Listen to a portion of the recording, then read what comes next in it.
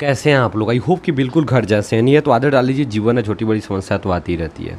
आज के ये वीडियो हम लोग इकोनॉमिक्स के जो सेकंड चैप्टर है उसका तीसरा वीडियो होने वाला है ये, ठीक है ना। और इसमें फिर से जो है हम लोग कंसेप्ट को देखने वाले हैं और बवाल मचाने वाले हैं। पिछला वीडियो में हम लोग यहाँ पर जो संक्षिप्त रूप था GDP, GNP, NNP, GI, NI, ठीक है ना, पीसीआई, सीएसओ, ये जितना भी था ना सबको हम लोग अच्छे से देखे थे, उसका काम देखे हुए थे, कैसे निकाला जाता है ये सभी देखे हुए थे। लेकिन अब जो है इसके बाद जो टॉपिक आने वाला है यहाँ पे उसका हम लोग पोस्टमार्टम करेंगे, कॉन्सेप्ट को समझेंगे, क्योंकि एग्ज़ाम में बार बार क्वेश्चन पूछा जाता है कि यहाँ से हम लोग शुरू करने वाले हैं भारत की राष्ट्रीय आय और ऐतिहासिक परिवेश। मतलब समझिए कि भारत का राष्ट्रीय आय जब भारत आज़ाद हुआ उसके पहले जब अंग्रेज़ों का शासन था उस समय में क्या था भारत का राष्ट्रीय आय। फिर उस समय धीरे धीरे हमारी भारत आज़ाद हुआ, उसके बाद हमारी इकोनॉमी और अच्छा होती गई, डेवलप होती गई, और वर्तमान समय में क्या स्थिति है, कैसे रहा, और इसका इतिहास एक रहा है। बात समझे कि नहीं? इसको हम लोग देखेंगे, समझेंगे, एग्ज़ाम में क्वेश्चन आता है, ठीक है ना। तो चीज़ों को एक एक करके समझिएगा, मज़ा आने वाला है, ठीक है ना, समझ आएगा आपको। अगर आप नए हैं तो चैनल को सब्सक्राइब कर लीजिए। अगर आपको ये जितना भी नोट्स आप देख रहे हैं जिससे मैं पढ़ा रहा हूँ ये चाहिए तो आप मेरे टेलीग्राम चैनल पर जाइए, ज्वाइन हो जाइए, और इसको मैं क्या करूँगा टेलीग्राम ग्रुप पे डाल दिया करूँगा। बात समझे कि नहीं? तो इसलिए चीज़ों को समझिए और आराम से जो है ना नोट्स एक बनाइए, ताकि आपको भी जो है चीज़ें क्लियर होती जाए। नोट्स रहेगा एग्ज़ाम के समय में, बहुत ही आराम से आप भी नोट्स को रिवाइज कर लेंगे, मज़ा आएगा, ठीक है ना। तो चलिए हम चीज़ों को शुरू करते हैं, बवाल मचाते हैं। देखिएगा करें क्या, भारत का राष्ट्रीय आय एवं ऐतिहासिक परिवेश, इसको आराम से समझना है। कर भारत का राष्ट्रीय आय और प्रति व्यक्ति आय की गणना का प्रथम प्रयास दादा भाई नौरोजी ने वर्ष 1868 में किया था। देखिए 1868 में क्या हुआ था कि दादा भाई नौरोजी, ठीक है ना, दादा भाई नौरोजी ने एक किताब लिखा हुआ था, British poverty and on British rule in India, ठीक है ना। और इसी में जो है ना उन्होंने क्या किया हुआ था, भारत के राष्ट्रीय आय के बारे में लिखा हुआ था, क्योंकि उस समय इन्होंने कैलकुलेशन किया हुआ था और उस समय जो भी राष्ट्रीय आय था उसके हिसाब से उस समय का जो पॉपुलेशन था उसमें भाग दे दिए तो पर कैपिटा इनकम आ गया, यानी प्रति व्यक्ति आय। तो उन्होंने बताया हुआ था कि प्रति व्यक्ति आय कितना रुपया, 20 रुपया था। तो क्वेश्चन आएगा एग्जाम में कि दादा भाई नौरोजी के अनुसार भारत का प्रति व्यक्ति आय कितना था, तो 20 रुपया था। दादा भाई नौरोजी, या फिर क्वेश्चन पूछेगा इसे, किस व्यक्ति ने सर्वप्रथम भारत में प्रति व्यक्ति आय की गणना की थी, ठीक है ना, तो दादा भाई नौरोजी, ठीक है ना। अब क्वेश्चन ऐसे भी आएगा कि दादा भाई नौरोजी ने अपनी पुस्तक poverty and British rule in India का जो पुस्तक था वो कब प्रकाशन हुआ था, तो 1868 में। क्वेश्चन पूछेगा इनके बुक का नाम क्या है, तो आप याद रखिएगा, ठीक है ना। Poverty and on British rule in India किसने लिखा था, दादा भाई नौरोजी ने। ये क्वेश्चन बहुत बार एग्जाम में क्वेश्चन पूछा हुआ, ठीक है ना। तो चीज़ों को समझिएगा। अगला क्वेश्चन कर रहा है, सन 1925 से 29 के बीच में भारत का राष्ट्रीय आय का आंकड़ा डॉक्टर VKRV राव द्वारा प्रस्तुत किया गया, जो बहुत प्रचलित था। देखिए सन 1825 से 29 के बीच में डॉक्टर VKRV राव जो थे अर्थशास्त्री थे भारत के, और इन्होंने जो है ना राष्ट्रीय आय मतलब राष्ट्रीय आय का कैलकुलेशन किया हुआ था, ठीक है ना। और ये राष्ट्रीय आय बहुत ही प्रचलित था, फेमस था, ठीक है ना। तो क्वेश्चन आएगा सन 1925 से 29 के बीच भारत के किस अर्थशास्त्री के द्वारा राष्ट्रीय आय प्रस्तुत किया गया था जो बहुत प्रसिद्ध हुआ, तो डॉक्टर VKRV राव, ठीक है ना। क्लियर हुआ। अगला क्वेश्चन करा क्या, भारत के बाद स्वतंत्रता के बाद 1949 में राष्ट्रीय आय की गणना करने के लिए राष्ट्रीय आय समिति का गठन किया गया। समझिए स्वतंत्रता, जब भारत स्वतंत्र हुआ उसके पहले, भारत स्वतंत्रता के पहले कोई भी ऐसा संगठन नहीं था जो भारत के राष्ट्रीय आय की गणना करे। लेकिन एक याद रखना, यहाँ पर भारत में एक अर्थशास्त्री थे, उन अर्थशास्त्री का नाम था PC महालनोबिस, प्रशांत चंद्र महालनोबिस। इन्होंने क्या किया हुआ था कि ये विदेश में पढ़ाई किए थे, इंग्लैंड में, ठीक है ना, और वहाँ से पढ़ाई करके आए थे इकोनॉमिक्स में। एक अर्थशास्त्री थे, बहुत अच्छे अर्थशास्त्री थे। इन्हीं की अध्यक्षता में राष्ट्रीय आय समिति का गठन किया गया और इसका काम क्या था, राष्ट्रीय आय का गणना करना, प्रति व्यक्ति आय निकालना, ठीक है ना। तो क्वेश्चन आएगा 1949 में राष्ट्रीय आय करने के लिए राष्ट्रीय आय गणना समिति, राष्ट्रीय आय समिति का गठन किसके अध्यक्षता में किया गया, तो PC महालनोबिस की अध्यक्षता में। क्लियर हुआ कि नहीं हुआ, तो याद रखिएगा। करेगा 1948 से 49 में देश का कुल राष्ट्रीय आय 8650 करोड़ रुपया था, ठीक है ना। मैंने 1948-49 में जो राष्ट्रीय आय समिति का गठन हुआ, इन्होंने पहली बार अपना क्या किया था, रिपोर्ट प्रस्तुत किया, और उसमें भारत का जो राष्ट्रीय आय था वो 8650 करोड़ बताया, ठीक है ना। और प्रति व्यक्ति आय उससे निकाला गया तो 246.9 रुपया, यानी मानिए 247 रुपया निकला था एक व्यक्ति का प्रति व्यक्ति आय, यानी प्रति व्यक्ति आय एक साल का होता है। यानी भारत 1948-49 में बात किया जाए तो भारत के एक व्यक्ति एक साल में मात्र 247 रुपये यानी 250 रुपये कमाता था लगभग। बात समझ आया कि नहीं आया? अगला समझिएगा, करा 1951 में राष्ट्रीय आय के आंकड़ों का संकलन करने के लिए सरकार ने केंद्रीय सांख्यिकी संगठन CSO का स्थापना किया। यह 1954 के बाद कार्य करने लगा। खूब ध्यान से समझिएगा, 1951 में 2 मई 1951 को क्या किया गया था, राष्ट्रीय आय के आंकड़ा को इकट्ठा करने के लिए, उसका संकलन करने के लिए, कैलकुलेशन करने के लिए उसने भारत सरकार ने क्या किया, केंद्रीय सांख्यिकी संगठन का स्थापना किया, एक ऑर्गेनाइजेशन बनाया जिसका काम क्या होगा कि केवल राष्ट्रीय आय का कैलकुलेशन करेगा, उसके डाटा को क्या करेगा, इकट्ठा करेगा, ठीक है ना। लेकिन राष्ट्रीय आय का गणना करना, उसका कैलकुलेशन करना इतना आसान नहीं होता है, इसलिए इसके सहायता के लिए एक और संस्था बनाया गया। उस संस्था का नाम था राष्ट्रीय प्रतिदर्श सर्वेक्षण संस्थान। राष्ट्रीय प्रतिदर्श सर्वेक्षण संस्थान, जिसको कहते हैं हम लोग शॉर्टकट में NSSO, National Sample Survey of India, Survey Organisation, National Sample Survey Organisation, ठीक है ना। इसका भी स्थापना 1950 में किया गया था, 1950 में किया गया था, ठीक है ना। तो खूब ध्यान रखना है कि केंद्रीय सांख्यिकी संगठन का काम क्या था, राष्ट्रीय आय, बात समझे कि नहीं, एवं और भी काम था उसका, राष्ट्रीय आय, प्रति व्यक्ति आय और भी आंकड़ा को इकट्ठा करना था जो हमारे अर्थव्यवस्था से संबंधित होता था, ठीक है ना। इसको हेल्प करने के लिए NSSO का स्थापना किया गया था। क्लियर हुआ कि नहीं हुआ? तो ये बात थोड़ा सा दिमाग में रखिए। हालांकि NSSO तो पहले ही हो चुका था, लेकिन इसको ऑर्डर दिया गया कि आप इसको हेल्प कीजिए। देखिए NSSO भारत में जो आर्थिक जनगणना होता है ना, उसके लिए भी ये मदद करता है। बात समझे कि नहीं? क्लियर दिमाग में रखिएगा। अब आइए समझिए थोड़ा सा करा क्या। अब आपको आगे चल के बताएंगे कि CSO NSSO जो है ना 2019 में 23 मई को इसको मिला करके, बात समझे कि नहीं, राष्ट्रीय सर्वेक्षण जो था ऑफिस बना दिया गया था। नेशनल यहाँ पर हम लोग स्टैटिस्टिकल, ठीक है ना, सर्वेक्षण नहीं था, राष्ट्रीय सांख्यिकी कार्यालय, ठीक है ना, इसको बनाया गया था 2019 में। आपको हम बताएंगे आगे चल करके। अब समझिए एक एक करके प्रति व्यक्ति आय को समझते हैं और चीज़ों को यहाँ पर देखिएगा करा के प्रति व्यक्ति आय क्या होता है। देखिए प्रति व्यक्ति आय का सिंपल मतलब होता है, प्रति का मतलब एक व्यक्ति, मतलब एक एक व्यक्ति का जो है आय क्या होगा, लेकिन प्रति व्यक्ति आय जो होता है ना, ये एक औसत आय होता है। और औसत आय इस तरह इसको निकालने के लिए हम राष्ट्रीय आय निकालते हैं और उसमें से उस जनसंख्या से भाग दे देते हैं, उस कुल जनसंख्या से भाग दे देते हैं, तो प्रति व्यक्ति आय निकलता है। यानी प्रति व्यक्ति आय जो होता है ना, एक औसत आय होता है। क्वेश्चन पूछेगा प्रति व्यक्ति आय किस प्रकार का आय है, तो औसत आय होता है, ठीक है ना। जैसे प्रति व्यक्ति आय बराबर राष्ट्रीय आय बटा कुल जनसंख्या देश का, भागा दे देंगे तो क्या हो जाएगा, आपका राष्ट्रीय आय निकल जाएगा। उसी तरह राज्य का, बिहार का राष्ट्रीय, अगर राजकीय आय निकाला जाए तो बिहार का जो कुल राष्ट्रीय आय मतलब राजकीय आय होगा, राजकीय का मतलब राज्य का आय जो होगा, और वहाँ के लोगों की जनसंख्या से भाग दे देंगे, ठीक है ना, तो क्या होगा, बिहार का राजकीय आय निकल जाएगा। उसी तरह बंगाल का निकल जाएगा, केरल का निकल जाएगा, पंजाब का निकल जाएगा, सबका निकल जाएगा, ठीक है ना। तो ये चीज़ें देखिए, राष्ट्रीय आय की गणना, राष्ट्रीय आय की गणना कैसे होता है। देखिए राष्ट्रीय आय की गणना करने के लिए 5 विधि है, ठीक है ना, लेकिन महत्वपूर्ण रूप से जो है ना 3 विधि है, ठीक है ना, उत्पादन विधि, आय विधि, व्यय विधि, ठीक है ना। लेकिन इनमें से भी 2 महत्वपूर्ण है, उत्पादन और आय को वैज्ञानिक एवं सहज माना जाता है। क्या करने के लिए, आय मतलब राष्ट्रीय आय की गणना करने के लिए सबसे आसान विधि और सबसे सटीक माना जाता है। बात समझे कि नहीं, बाकी सब में जो होता है ओरिजिनल डाटा नहीं मिल पाता है, ठीक है ना। तो कर रहा है राष्ट्रीय आय की गणना 3 प्रमुख विधियाँ है, उत्पादन गणना विधि, आय गणना विधि और व्यय गणना विधि। बात समझे कि नहीं।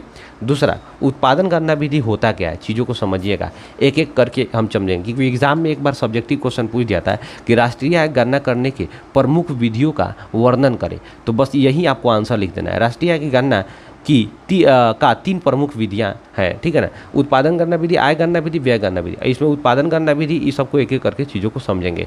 करा क्या, राष्ट्रीय आय की राष्ट्रीय आय यहाँ पर हो जाएगा आय, राष्ट्रीय आय की गणना इस विधि के अनुसार किसी अर्थव्यवस्था में एक वर्ष में उत्पादन सभी वस्तुएं एवं सेवाओं के अंतिम मूल्य का योग ही राष्ट्रीय आय कहलाता है।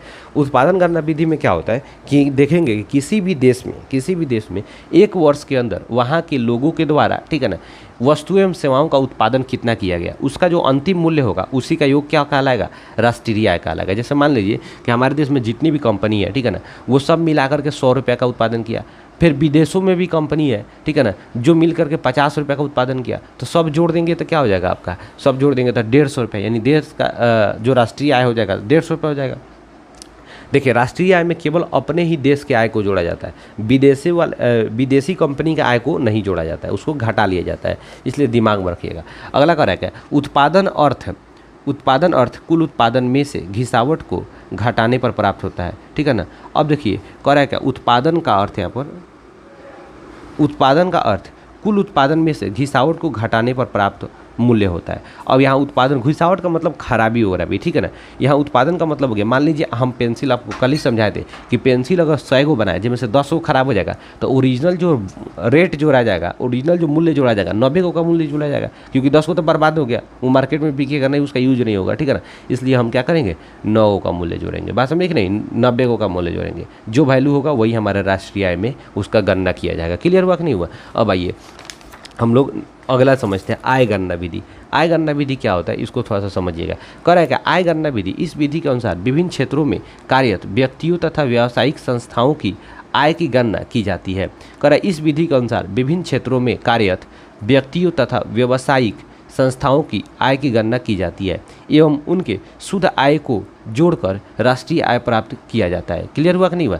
बिल्कुल, यहाँ पर क्या किया जाता है, यहाँ ये देखा जाता है कि जो हमारे देश के लोग हैं, ठीक है ना, या फिर जो व्यवसाय किए हैं, वो पैसा जितना कमाते हैं अपने देश में या विदेशों में, वो सभी का हम योग निकालेंगे, वही हम आय गणना विधि कहते हैं, ठीक है ना। दूसरा, व्यय गणना विधि। व्यय गणना विधि में कैसे होता है, ये विधि के अनुसार राष्ट्रीय आय की गणना उपभोक्ताओं की आय तथा उनकी बचत से जुड़ी आंकड़ों का आधार पर ज्ञात किया जाता है, ठीक है ना। कह रहा है यह विधि ज़्यादा लोकप्रिय नहीं है क्योंकि इसमें आय व्यय संबंधित सही जानकारी उपलब्ध नहीं हो पाता है। बिल्कुल सही बात है, आप कितना खर्च किए, कितना बचाएं, इसका ओरिजिनल जानकारी नहीं मिल पाता है।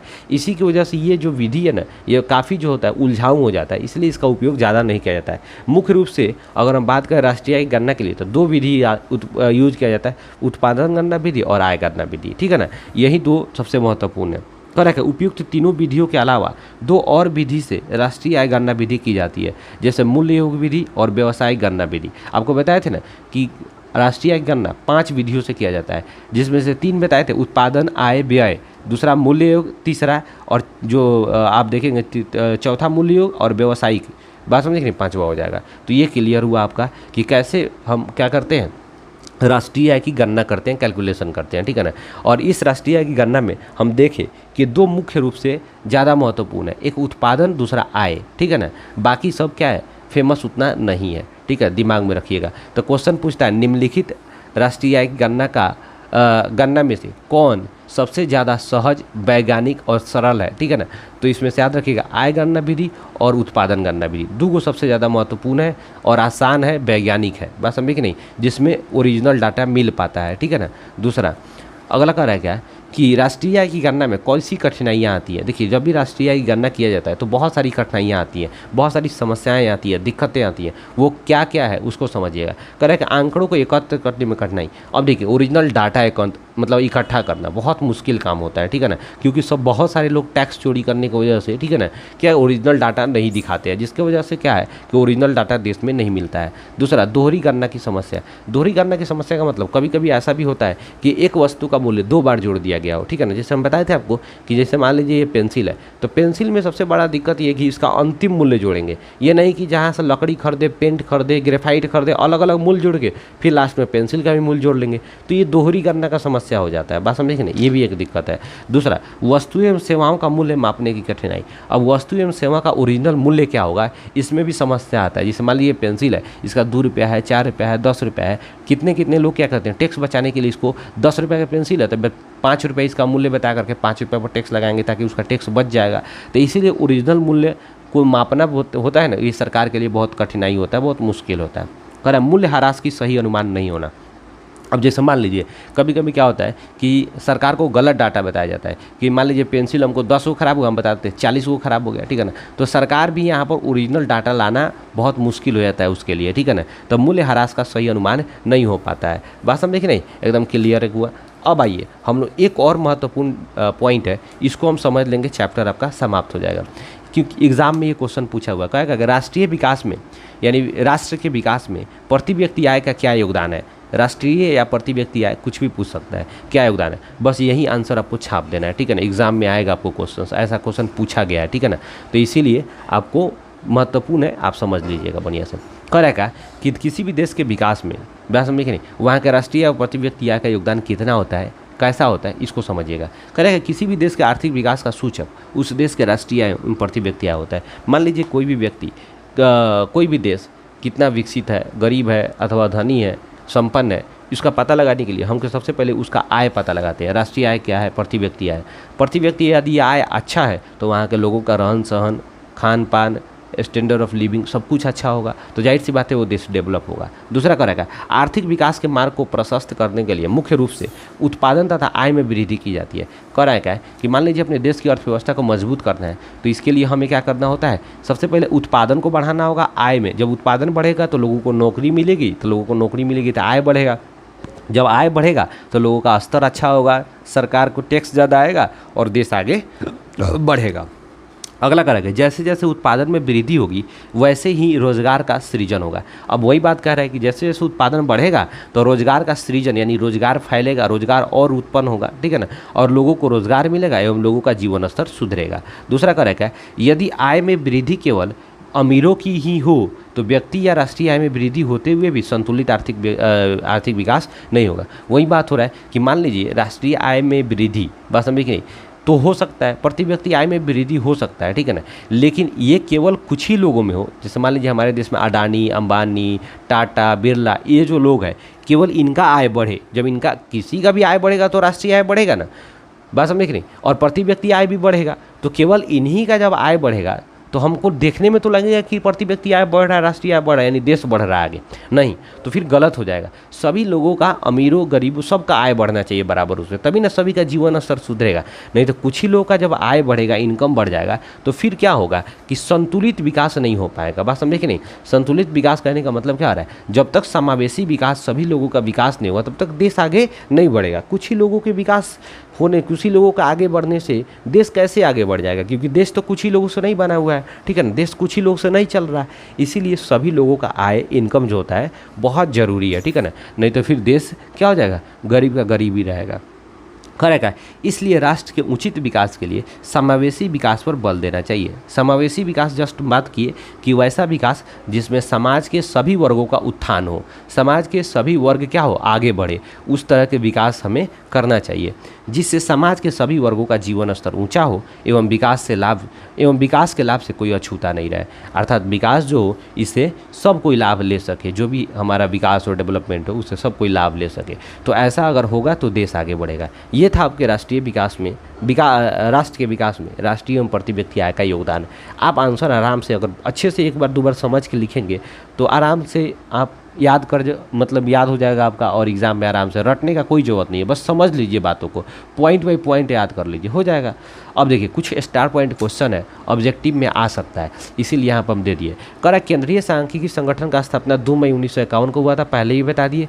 CSO का मुख्य कार्य यानी इसी को CSO, केंद्रीय सेंट्रल स्टैटिस्टिकल ऑर्गेनाइजेशन, इसी को हम लोग शॉर्टकट में CSO कहते हैं। आपको पहले हम शॉर्टकट से दिखा दिए हैं, ठीक है ना, आप उसको याद कर लीजिएगा, पिछला वीडियो में हम डाले हुए हैं, ठीक है ना, लिंक डिस्क्रिप्शन में डाल दे रहे हैं दोनों वीडियो का, ये तीसरा वीडियो होने वाला है, ठीक है ना, तो हम ये दो जो पिछला वीडियो है उसका लिंक डाल दे रहे हैं, आप जाकर अच्छे से पढ़ लीजिएगा।